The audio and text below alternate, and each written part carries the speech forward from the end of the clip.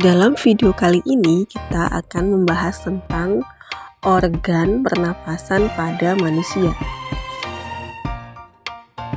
Setiap saat manusia menghirup dan menghembuskan udara. Pada umumnya manusia dapat bernafas sekitar 17.000 kali dalam satu hari.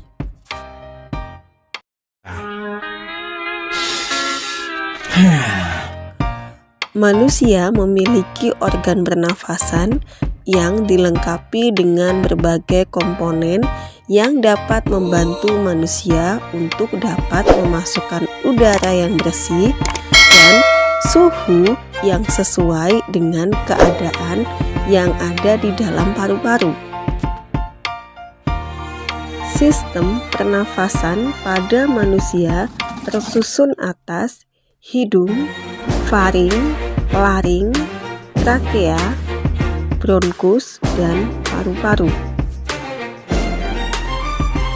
Organ penyusun sistem pernafasan tersebut dapat dikelompokkan berdasarkan struktural maupun fungsinya.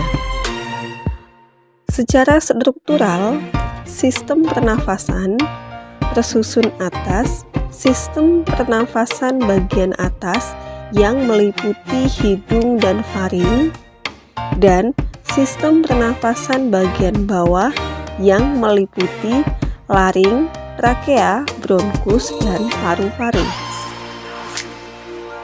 Secara fungsional, sistem pernafasan tersusun atas dua bagian utama, yaitu zona penghubung yang meliputi hidung, faring, laring, trakea, bronkus, dan bronkiolus, dan zona respirasi yang tersusun atas jaringan dalam paru-paru yang berperan dalam pertukaran gas, yaitu alveolus.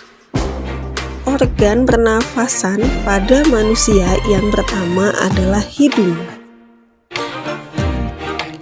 Hidung merupakan organ pernafasan yang langsung berhubungan dengan udara luar. Hidung dilengkapi dengan rambut hidung, selaput lendir, dan konka. Rambut hidung berfungsi untuk menyaring partikel debu atau kotoran yang masuk bersama udara. Selaput lendir berfungsi sebagai perangkap benda asing yang masuk terhirup saat bernafas, misalnya debu, virus, dan bakteri. Sedangkan konka mempunyai banyak kapiler darah yang berfungsi menyamakan suhu udara yang terhirup dari luar dengan suhu tubuh atau menghangatkan udara yang masuk ke paru-paru. Yang kedua adalah faring. Faring merupakan organ pernafasan yang terletak di belakang rongga hidung hingga rongga mulut dan di atas laring. Faring berfungsi sebagai jalur masuk udara dan makanan. Selanjutnya yang ketiga, laring. Laring atau ruang suara merupakan organ pernafasan yang menghubungkan faring dengan trakea. Di dalam laring terdapat epiglotis dan pita suara. Epiglotis berfungsi untuk menutup laring sewaktu menelan makanan atau minuman. Apabila ada partikel kecil seperti debu, asap, makanan, atau minuman yang masuk ke dalam laring, maka akan terjadi refleks batuk yang berfungsi untuk mengeluarkan partikel tersebut dari laring. Selanjutnya yang ketiga, trakea.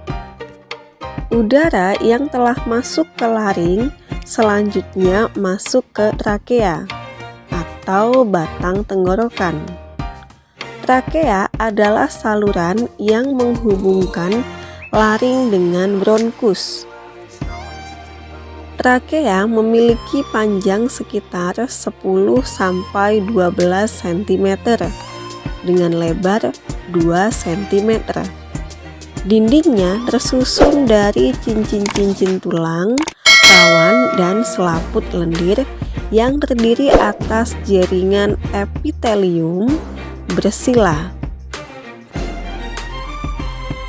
Fungsi sila pada dinding trakea untuk menyaring benda-benda asing yang masuk ke dalam saluran pernafasan.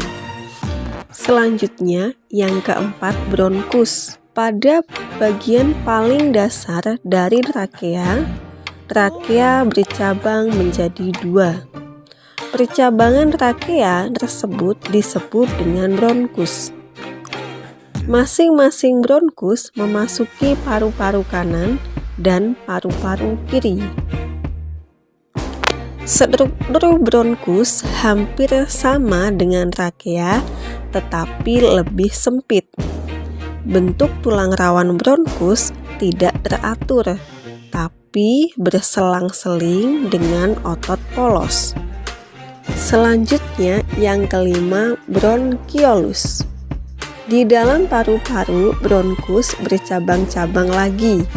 Bronkiolus merupakan cabang-cabang kecil dari bronkus.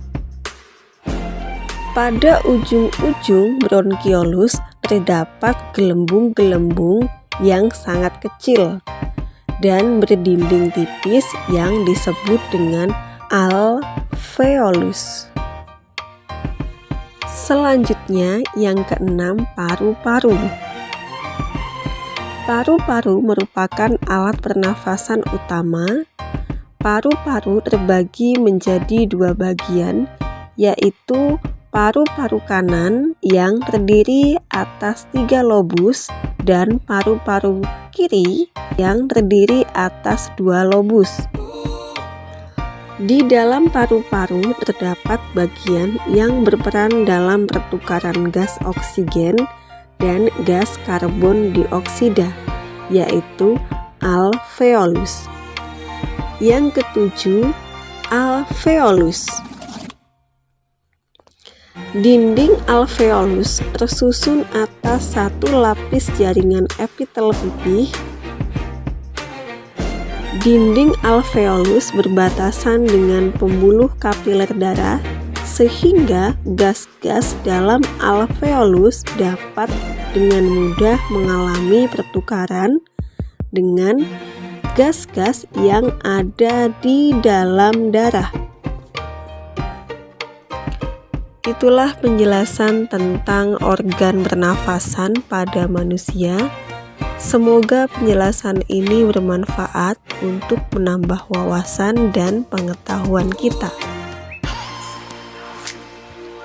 Jangan lupa subscribe, like, dan komen. Terima kasih.